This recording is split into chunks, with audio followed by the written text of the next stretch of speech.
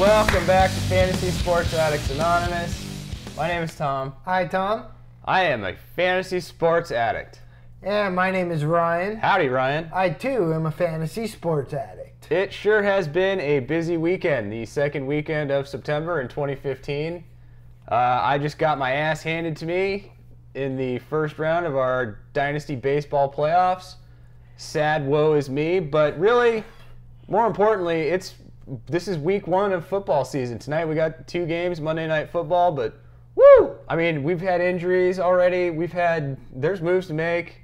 We've seen trade offers at this point. I'm sure if you're in your leagues, you've seen some offers, probably preseason, but we got our first crap offer. Well, this isn't our first crap offer. We've seen a lot of crap offers. Yes, we have. This is one of the first crap offers we've seen go through that actually got accepted. It wasn't any one of our trades. We didn't participate. We're just in this league. So it's a standard public league. You know how these things go. You see these offers all the time. But we saw something today that it's a bad trade, but we love who it happened to. So this guy that basically spammed the whole league for a month now with like 3-for-1s and just moves that made no sense or lopsided, silly, stupid deals. I know I got 3 or 4 offers that I didn't even consider or try to counter offer because they were that fucking bad. When they're that bad, you don't even bother. You don't waste your time. You don't make an effort. There's no need. You just let it go and give the guy room to operate somewhere else in the league, right? But this dude, he is operating elsewhere in the league. Traded Keenan Allen, Julian Edelman, and John Brown. And those of us in Arizona are all about John Brown. That's our woo pick. I was trying to hype him earlier. That's a guy we've hyped. And so he traded those 3 players, Keenan Allen, Julian Edelman, John Brown, for Randall Cobb. Woo! I mean, you know, he got his guy, but he gave up a hell of a lot. And today he's been on the message board bitching and moaning and crying and whining that, I gave up too much. I hope the league vetoes my stupid trade. I hope the league that I have spammed for a month now with bad trade offers. And he starts talking shit about this DC Madness guy, calling him a pussy for waiting until after the games were played before he'd accept. I've heard the 3-week theory, but Yeah. Don't you want to wait a game a little bit before you know what you're doing with your team and say you do enough research week 1 or you get enough of an impression, you're happy to hit accept at that point, right? What's the penalty for doing research? All of a sudden you're a pussy, a vagina was the other term thrown about. This is like, wow. But this is a public league. So this, This is the type of shit that fantasy addicts see all the time because we're in so many leagues. Some of them are better than others. And shitty trades and shitty managers. Not that this Duva, the Dynasty guy, is a shitty manager because he has a great team. Oh, I made a trade. I sent the offer, but now, I hope the league vetoes it. All at the same time, I'm still talking shit, and I've sent you all a bunch of spam offers. We're supposed to suddenly feel sorry and... Obviously, this guy's never seen our trade etiquette video where we basically say the only trade that is worth vetoing is in regards to collusion. Yeah, if there's an obviously group of cheating managers or some sort of collusion, somebody taking obvious advantage of something, you don't hit veto. There's no reason, and especially in this league, we just laughed. We said, hey, we're not going to veto it. Why not talk about trade etiquette? And no sooner than we make the decision to talk about trade etiquette, woo! All right, cool new email in our inbox. We got a trade proposal in Fantasy Sports Writers Association Going Deep 2015 Okay, League. what exactly is this Fantasy Sports Writers Association Going Deep League? Well, let's be honest. You and I are trying to do this hook or crook, and we basically, on Twitter, saw a tweet from some fantasy writers or something, and we said, yeah, we're your Huckleberry. What literally. was the tweet? Looking for Fantasy Sports Writers Association members who want to join Going Deep 2015 League, whatever. Something of that and nature. Are we part of the Fantasy Sports Writers Association? Obviously not. Woo, you hear that? No, we are not fantasy sports writers at all. In Then fact, what are we doing in this league? we lied our way in. We had to Ow! we had to bullshit our way in, and I don't know if they know we're full of shit and we're not writers. We've made 9 podcasts now and a handful of videos. We're not writers. There's no piece of copy on our website associated with any of these things we've done. So we're not writers. We're not part of the Writers Association. We're not paying dues. We have no business in a league like this. We're with fantasy football experts. This is absurd. I don't know how the hell we got into this league, but obviously they think we're something that we're not, or where we're trying to get to, and we will be. But we got into this deep league with a bunch of fantasy writers or experts. They took us seriously somehow, which is great. Thank you for taking us seriously. We take ourselves seriously. Maybe no one else does, but all right, so it's a deep league. It's got 12 people, which doesn't sound all that deep. 2 quarterback positions, 3 to 4 running backs, I guess. 6 to 7 wide receivers, and then 1 or 2 tight ends. Right. And so it's 13 total players that we start. We kind of had to scrape the bottom of the barrel. We got a little bit confused later on in the draft, I think. But yeah, we got our first trade proposal, and the really encouraging thing from this trade proposal was that, man, it was awful. Wow. It was so awful. Tom was about to get the red light out and go in a rage fit. We call this guy out and be all an asshole and violating our own trade etiquettes because it was that bad. What was this trade offer, Tom? All right, this at AKA Mr. Fantasy offered us Rashad Jennings, D'Angelo Williams, James Jones, and Golden Tate. Okay, so most of those players had good first weeks, and that's not a bad haul, but what's he asking for? He wanted Marcus Mariota, Amir Abdullah, Amari Cooper, and Alshon Jeffrey. And my first impression was, what? No. What the fuck? What? No. I mean, Mariota was damn near perfect. 4 touchdowns. Yeah, Mariota. Amir Abdullah, his first touchy guy, he broke ankles and scored a touchdown and had a huge game. And as a matter of fact, we were just watching ESPN and saw Amari Cooper, right? The 3 guys, he broke ankles. Wow. I mean, he's going to be legit. Yeah, they had an off game, but And then, by the way, Alshon Jeffrey. Better. Oh, yeah, who's our best receiver by far. So this guy wants basically our best players and the highest upside players we have on our roster. Basically our team. A 2 quarterback league where there's not a single starting quarterback on the wire. Everybody either has 2 or 3 quarterbacks, and in a 12-team league, that equals 32 rostered quarterbacks, all of which are starting. We happen to have 3. We have Russell Wilson, Nick Foles, who was a late round pick, I believe, and the one we did reach for, obviously, Marcus Mariota. You know my feelings on taking rookie quarterbacks. I was super pumped about taking him. At this point, I'm just glad you took him instead of Winston, because he owned Jameson Winston in their matchup. Right, woo! Okay, so early favorite in terms of that rookie quarterback battle, but that's why, and I would normally handcuff the 2, but luckily we got Mariota, and I actually was happy with that because I did sort of feel going in that he was the safer of the 2 quarterbacks. I like him just because of the Hawaii connection. Oh, brah! All right, so who is this at AKA Mr. Fantasy? Okay, Mr. Fantasy is Eric Andrews. He's a fantasy sports analyst on 90.9 FM WCDB Albany in New York. All right, so New Yorker with the radio show. And he's got a paid fantasy sports gig, which we don't. So when we saw this offer, we were like, what? What was the actual thing we said was, I thought this was an experts league. Yeah, who sends an offer like that? This is the type of trade you see in a public league. Who does that? Apparently Eric Andrews does that. So we were all up in arms and upset and ready to call this guy out and ask for his expert card back. But we got so goddamn worked up that we forgot to see the comment section of the trade offer. First of all, we were offended. We were so mad, we were offended. And then we thought, well, maybe if we counteroffer, we could break the seal in this league. We could be the first trade in the league. Wouldn't that be exciting if we were the first trade in the league? Well, we really wanted to. We wanted to break the seal, but we were still offended. So we talked for like 2 hours. A long time. Then we went back and we reread the email again. And then there was a comment. The funny thing about the comment...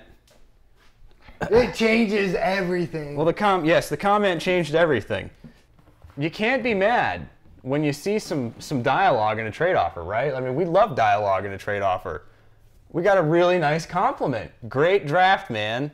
Let me know if you see something you like. Best of luck. Cheers. Cheers. Okay, cheers to Eric Andrews. Whoops, sorry. We got 2 hours of being mad at you, and then we finished reading the email, I guess. Well, at least we read the email before we recorded this podcast and went all nuts because we're fucking addicts and that's just what we do. Right? We're not professionals by any goddamn means. We're not professionals. We're not experts. We're just going to treat this guy like we would treat any common motherfucker in any public league or our own personal leagues or the fantasy sports addicts leagues. It doesn't matter. We'd yell at this jackass. I mean, we try to have the trade etiquette, but again, trade etiquette is a guideline, not just biblical, literal truth, right? It's not carved in stone. Right, yeah, we didn't come down from a mountain with this. We just thought it was the right way to do things, and we can't even do it ourselves. We're addicts. We're addicts, what do you expect? But seriously, if you saw this, you saw a bunch of like buy high week 1 trash for your best upside, your best players. I mean, when you be, whoa, Nelly. Hey, whoa, what the shit? That's the kind of thing you see in a public league. So anyways, we reread the email. He told us we had a great draft. I think that's pretty high praise for people who had to bullshit their way into a writers or experts league. All of these people in this league have paid jobs, paid gigs, doing fantasy sports. I mean, we're just two addicts like hanging out against your wall. Yeah. Essentially. And sometimes huffing paint in an alley. I'm an addict. Okay, so being addicts and still wanting to break the seal in an experts league, that we thought, let's try to counteroffer. So we spent like another 2 hours after being pissed off and working on a counteroffer. We spent another 2 hours not pissed off working on a counteroffer, and we couldn't find one. See, basically, we have similar teams where we have injured players we're waiting on, and we both need wide receivers. The only difference is we have good quarterbacks and he has shit. Right. Again, we got Wilson, we got Mariota, we got Nick Foles. Who does he have? He's got Derek Carr, Kirk Cousins, right? And then Colin Kaepernick. Wow, I mean, that's not attractive in any fashion. I'd take our third best quarterback for his first. That's how bad. discrepancy. He's got the same team almost, not necessarily the same team, but like same situations. A handful of running backs that are sort of kind of good. Barely the minimum amount of wide receivers. A handful of tight ends, right? Like you're kind of meeting requirements. We were just two of those teams that didn't get enough wide receivers. And the ones we do have like injury issues. We're waiting. Suspensions. Right, we're waiting for Martavis Bryant. He's waiting for Des Bryant. Which really hurts his team. We thought, okay, let's do our diligence. The only thing we could come up with was some sort of quarterback for wide receiver scenario, except his team, he's got the minimum amount. You can't roster fewer than the minimum amount. We're in the exact identical situation, minimum amount, guys that aren't even doing anything. So it's like, there's no matchup. We tried. So Eric, we got angry, and we tried like hell to find a trade. We want to break the seal on this league. Like, we would love. We spent hours talking about it and looking at rosters and trying to make something that worked for both of us. But again, being a 2-quarterback league, giving up a legit quarterback, even if he is a backup, because let's face it, I don't trust Nick Foles to stay healthy the whole year. We don't know what we're going to get out of Mariota. That was an awesome week 1.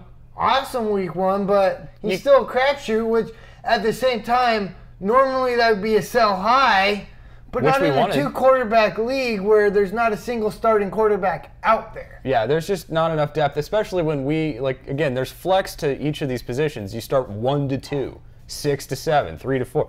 So you have your choice of how many guys you want to start. But when we are thin at things like wide receiver, we need every damn point we can get out of the quarterback position. So there's just no incentive. I mean, we looked at things, we were like, well, what if we did this and threw this in and talked about what's the incentive? We're giving up all the upside here. Am I wrong? We're giving up all the upside. And it goes back to our trade etiquette video. At the end of the day, there's no incentive for us to give up upside. There's no incentive for him to put himself further into danger. The closest thing we can come up with was Mariota for Des Bryant straight up. And even then, I don't feel comfortable. I want Des Bryant, but I don't feel comfortable on either end of that because Des Bryant was such a high pick and Mariota was like 10th round. But in a lot of regards, I think that actually makes it kind of a good trade. I mean, we lose half the year of Des Bryant, theoretically. And then there's that half a year But we couldn't afford to just sit and wait because we already have Martavius Bryant. We have Gurley. His situation's identical. He's also waiting on Arian Foster. And now Des Bryant. Right. So our team is like his team. His team is like our team. But we have the superior position because we have superior quarterbacks, thankfully. We got damn good quarterbacks. We'll take them. We did take them. Woo. We did. Absolutely. We're not experts. We're just addicts doing the best we can in a league we had to lie our way into. Now, also, this was an offline draft, which is a little bit different. It took a lot longer. Oh my fuck, dude! That took what 3, 4, 5 days? I don't know.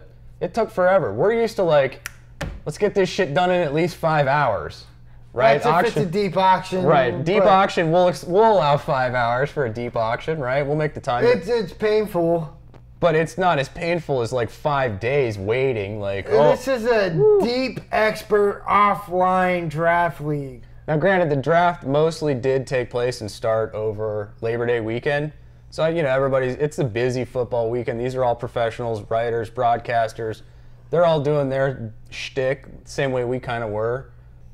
You'd still think a little bit more, timelier drafting would be the norm for an experts league. And it's also tough with everybody being in different parts of the states and, time zones. For the most part, they're all East Coast. Everybody in this league is East Coast. There's some dude that's somewhere in Mexico. I don't know exactly where in Mexico he is, but so he does Spanish language football and fantasy football, which is actually pretty cool. I didn't know. I like it. Yeah, I didn't know that. There. Well, again, we wouldn't know. I don't live in Mexico. I didn't know there's that huge of a fantasy football market for American football in Mexico. We'll call him West Coast. Most likely West Coast. He's West Coast like us. Yeah. And when the draft window reopens at 1 a.m. our time, we're still trying to either finish up a video or go to sleep. Our shit's blowing up while we're still sleeping. Oh, you're on the clock, by the way. You're on the clock, and people are tweeting us. It's 3 a.m. and we're like, no, need snooze, need more snooze. Don't email me while it's 3 a.m., please. This is the devotion that addicts make. It doesn't even have to be an experts writers league. It could be just some league we joined because it was published and we wanted to get in a league and we like the stats. It doesn't matter. How'd we do that? Does this make us experts by default? Are we de facto fantasy sports writers and fantasy sports experts? It's like having a line in a movie. We get a SAG card because we spoke. Okay, yeah, hey. We're not actors, but we got a SAG card. We can put that on a resume. All right. We're just some dude who stumbled onto a set and had a look of a part they needed filled. So we're like Kramer in that Seinfeld episode. These pretzels are making me thirsty. What are we gonna do? I mean, we couldn't send this guy an offer. We couldn't find a decent counteroffer. We got mad and wanted to rage against them, but we couldn't even do that. It was one of those lowball feeler offers, I guess, at the end of the day. Conversation starter. Those are not offensive. I mean, it's a lowball, but he asked if we had any interest in any of his players. He opened with some praise, which again, you got to lube him up a little bit, get him greased. Absolutely. buy him dinner first, right? Like, absolutely. So he paid us a little compliment at the beginning of the offer, and we appreciate that. That's how you do a trade. Like, I mean, so many times I send those types of offers, and you know, your first offer is never your best. You know that, but you don't even get a response. You don't even get the like. He wasn't expecting us to accept this offer. It was like, these are the players I want to trade. These are the players I want. Do you see anything? Because again, I'm sure he has an idea that we're kind of schmucks and conned our way into this. You think so? I gotta look at us. This dude's a fucking radio talk show host, and we do have several thousand Twitter followers more than he does. We do, which makes us seem more legit than we actually are. We have the second most, I believe the second most Twitter followers in the entire league, actually. I mean, imagine that shit. Thank you, cricket video. Woo! Woo! All right, but lots of Twitter followers. I mean, that's how I think somehow we were allowed into this league. You know, that the absurdity of our Indian cricket video, which YouTube so graciously removed after it started going viral. It wasn't even on YouTube. It was on the Indian version of YouTube called Replay. Is that what that was? But it's banned from there too. You can't find the video anymore. I'm sorry, it's no longer exists. We made a gnome movie once about garden gnomes, stop animation.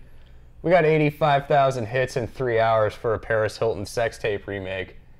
That was also taken down. This has happened to us several times now. Twitter, we have the second most, third most, I think, Twitter followers in this entire league, which is funny. Woo! We're legitimate fantasy sports experts. And we're not writers, though. There's just a lot of goddamn addicts out there. There's addicts everywhere. We find them. We got a good shtick, and we're making a go of it, and we're in this writers league. Well, and addicts know their own. I think they were just desperate and had a last spot to fill, and like... We seemed okay. Yeah. You've all done that. When you got a 14-man league, we're trying to make it a little bit deeper this year, make it exciting, but only 11, 12, maybe 13 guys showed up, and you start asking your buddies, do you know somebody? It was the equivalent of publishing your league to get that last spot filled. Hey, we got a league spot. The scenario was writers tweeting writers, and I just kind of like jumped into the conversation. We're your honeypot! No, we're your Huckleberry. Huckleberry. Yeah, we had to take a line from, what was that? The Tombstone? I think it's Tombstone. Okay. We're actually doing okay so far. I mean, we got lucky, I think, week one with some of our points, but I'll take it. We got a good team, and we're not last, so we're happy with that for being a experts deep league. AKA Mr. Fantasy is the guy that's in last place so far. But this is why. I mean, we have similar teams. We just have better quarterback options. That's probably the only difference, points-wise. And that's why we can't make a deal. As long as we don't come in dead last, I'll take 11th place, okay? As long as we're not dead last in this experts league. Again, we don't claim to be experts. We're just fantasy addicts. And we'll play anything, anytime. You want to invite us in some league we've never played before, in some sport we know shit about? Bring it on, let's do it. Right, we're not called Fantasy Experts Anonymous. We're Fantasy Addicts Anonymous. Big difference. Big difference. I still kind of want to set the tone for this league. I still kind of want to break the seal. I mean, should we look for other offers? It was nice to get one. We still need a wide receiver. I don't know what exactly we could trade or what'll make sense on our roster or for other people's teams, but maybe there's somebody out there. I want to break the seal. Like, if any of the experts in our leagues follow our podcast, we're wanting to deal. Let's make a deal. But it has to make sense because, again, going back to trade etiquette, what's the incentive? If there's no part of the trade that makes sense for either team, it's not a good trade. It doesn't make sense for you. It doesn't make sense for them. Because it doesn't make sense for them. Would you accept the trade offer you just sent? That's the number one rule. Would you accept the same offer you're sending? We would not have accepted the offer that we were sent today, but we tried for a counter. And the offers we try to come up with to counter, we probably wouldn't have taken either. Yeah. But they were the only ones that actually made sense for us. But not for them. And that's why we didn't bother sending. That's trade etiquette. Moral of today's story is lie, lie, lie to get into an experts league if you can, or a writers league, whatever. Prove your fantasy sports mettle by lying. And then have morals and etiquette. You had to lie your way in, but now all of a sudden you got some standards. You got fantasy trade standards.